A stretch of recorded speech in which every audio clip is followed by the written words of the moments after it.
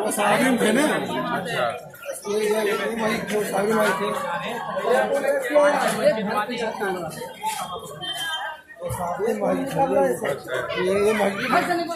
راستہ طے کی ہے نا.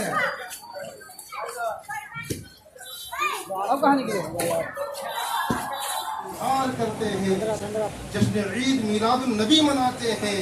میلاد کے طور پر جلوس محمدی صلی اللہ تعالیٰ علیہ وسلم کے طور پر اظہار خوشی کرتے ہیں.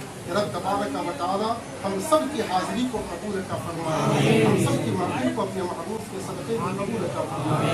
مختصر سے وقت میں چونکہ مقصد میلاد ہے اور میلاد کا جو اصل معنی ہے وہ ولادت ہے، یعنی پیدائش ہے.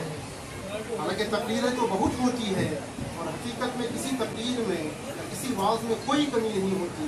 ہمارے سننے میں کمی ہوتی ہے یا ہمارے دھیان میں کوئی کمی ہوتی ہے، ورنہ ہر تقریر اپنی جگہ پر ہے، ہر تقریر کی اپنی شان ہے.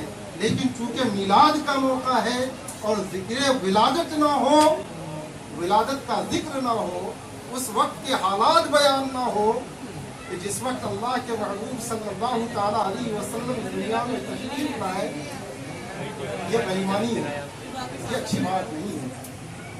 ایسے موقع پر میلاد کا ذکر اگرچہ تھوڑی ہی دیر کے لیے ہو، لیکن